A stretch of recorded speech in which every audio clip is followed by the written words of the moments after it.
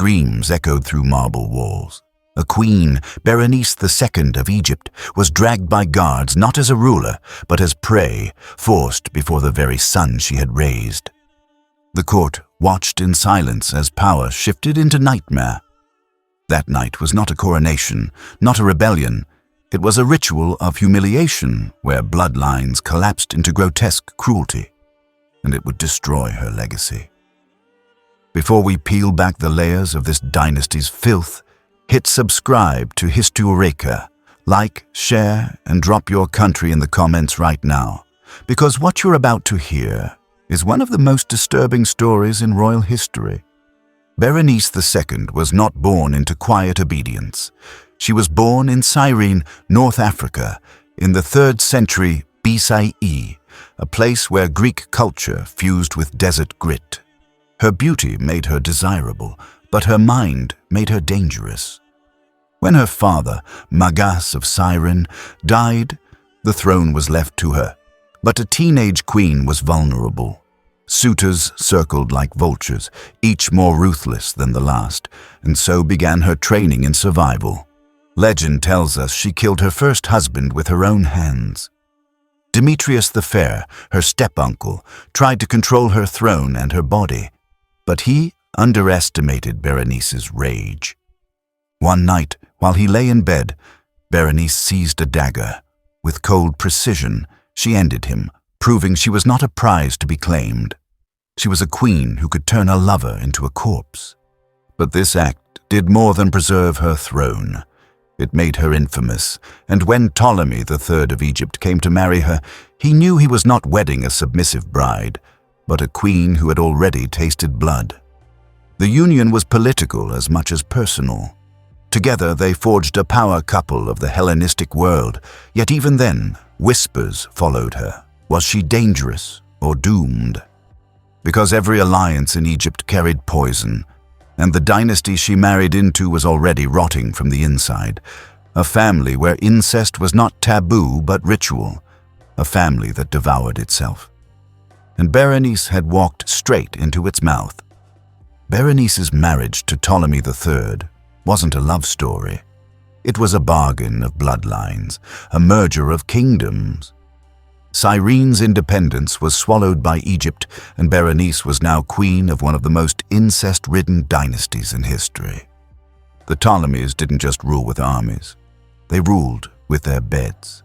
Siblings married siblings, cousins married cousins, and mothers were never entirely safe from the ambitions of their sons.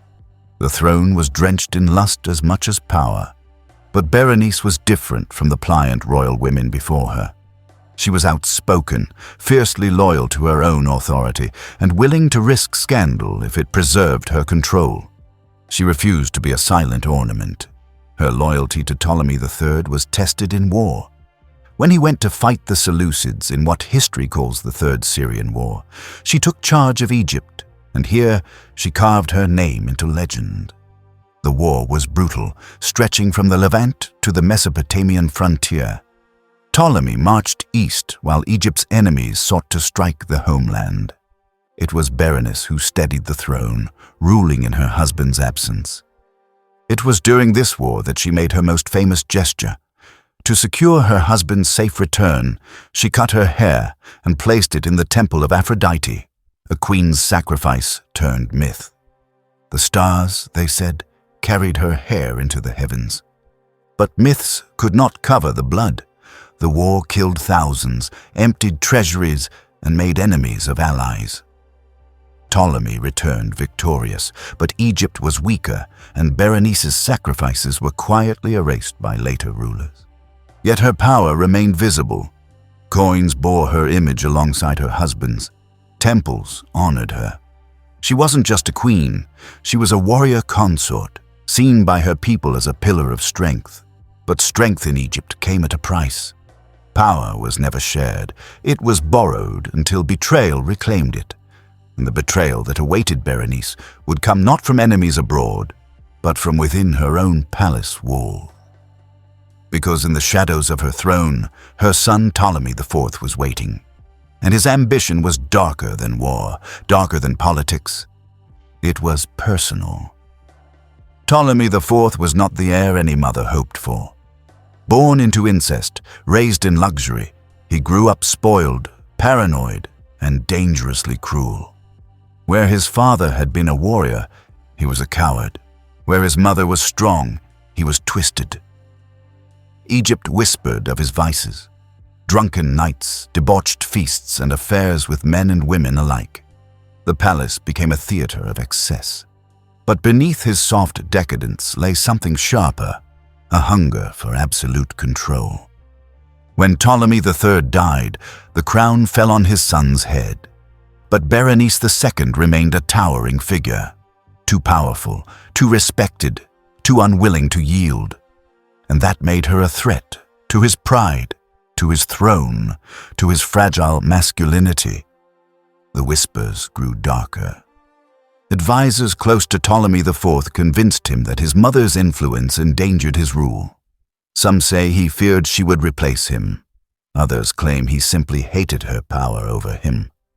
But the true horror came when those whispers twisted into action.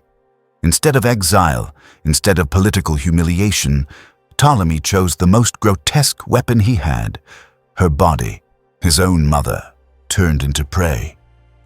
In the marble chambers of Alexandria, Berenice was seized. The guards who once bowed to her now dragged her. Her son, her child, watched, and in a ritual of power, he broke every bond of blood and nature. Ancient writers cloak it in veiled words, but the meaning is clear. Ptolemy IV humiliated his mother not just by stripping her throne, but by stripping her humanity. Incest, once a tool of dynasty, became a tool of punishment. For the Egyptians, this act was more than cruelty. It was desecration. The queen who cut her hair for the gods was reduced to a symbol of her son's domination. It was the dynasty devouring itself in the most obscene way possible. And when it was over, when Berenice lay broken, the final blow fell. Not mercy, not exile, execution. She was strangled, silenced, erased by the son she had birthed. Her body was discarded, her legacy stained. The court of Alexandria trembled. If a son could do this to his mother, what safety was there for anyone? Ptolemy IV's reign would be remembered as weak, debauched, and blood-soaked. And it began with matricide. This story is as twisted as history gets. If you're still with me, you're exactly the kind of viewer Histoeureka was made for. So hit subscribe, drop your country in the comments, and share this video with someone who thinks they already know history. They don't. Shall I continue with segment 4, The Aftermath, Egypt Under a Monster, where we uncover how Ptolemy IV's reign spiraled into chaos, war, and the slow collapse of the Ptolemaic dynasty. With Berenice II dead, Ptolemy IV was free. But freedom for him meant drunken feasts, orgies, and letting ministers rule while he dissolved into decadence. The people whispered Egypt had lost a queen and gained a monster. His court became infamous. Musicians, courtesans, and flatterers filled the palace. The young king staggered through nights of wine and lust, while those around him schemed. Egypt's treasury, once rich from conquest, began to bleed. Yet even in weakness, cruelty thrived. Ptolemy IV was notorious for sudden rages, executions on whim, and humiliating his own generals. Men who had fought for Egypt found themselves discarded like toys in his drunken games. The greatest test of his rule came in war. The Seleucid king Antiochus III marched against Egypt. The armies met at Raphia in 217 BCE, a battle that could have ended Ptolemaic power. For once, the fate of Egypt hung on his shoulders. Though cowardly by nature, Ptolemy was forced to act. At Raphia, tens of thousands clashed. War elephants trampled men into the dust. Spears shattered. Blood soaked the desert, and against all odds, Egypt won. But victory only deepened the decay. Rather than rule wisely, Ptolemy retreated back into vice. He lavished rewards on his favorites, ignored the suffering of his people, and fed his paranoia with purges of anyone who seemed disloyal. In Alexandria, citizens muttered that their queen's ghost still haunted the palace. The mother, strangled by her son, was remembered as a warning, and every excess of Ptolemy IV seemed to confirm that Egypt was cursed. The dynasty that had given the world libraries, temples, and monuments was rotting, and the murder of Berenice II was seen as the original wound, the sin that cracked the Ptolemaic throne. Even his own family despised him. His wife, ironically also his sister, Arsinoe III, feared him. Ministers plotted behind his back. Soldiers obeyed only for gold. Egypt was a kingdom without love, ruled by fear and decay. And as Ptolemy IV drank deeper, the shadow of betrayal loomed. Because in the Ptolemaic dynasty, murder never ended with one victim. It spread like disease, devouring parent and child, brother and sister, until nothing remained but blood. Berenice II's murder was more than a family crime. It was the fracture that haunted the Ptolemaic dynasty for generations. Egypt had always balanced between majesty and madness, but her death tipped the scales toward ruin. Her son's reign, soaked in debauchery, left Egypt vulnerable. When Ptolemy IV finally died, the court erupted in chaos.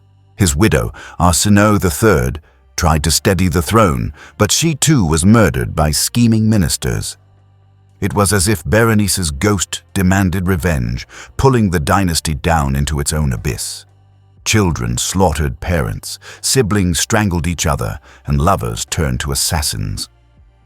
No bond of blood was safe. The dynasty limped on for a century, but its glory was gone. By the time of Cleopatra VII, the last great queen of Egypt, the world remembered Berenice II not as a myth, but as a warning. Inbred power devours itself. What made her story unforgettable wasn't just the politics. It was the grotesque intimacy of her downfall, a son's betrayal, a dynasty's incest turned into weaponry, a queen reduced from legend to victim. In her own lifetime, poets celebrated her sacrifice of hair to the gods, but history remembers her sacrifice of flesh to her son's cruelty. The constellation, Berenice's hair, still glitters above, yet on earth her memory was drowned in blood. The lesson is chilling. Power without limits doesn't just corrupt, it consumes. It transforms family into prey, love into humiliation, and crowns into nooses. And Egypt's golden dynasty became a graveyard of its own making. Even today, her story unsettles. Because at its heart lies a question that echoes across centuries. How could a son destroy his mother so completely and still be remembered as a king? If this story disturbed you, then you understand why we tell it. Subscribe to Histoeureka, because the past isn't just dates and names, it's blood and betrayal. Like, share, and comment your country to keep these voices alive.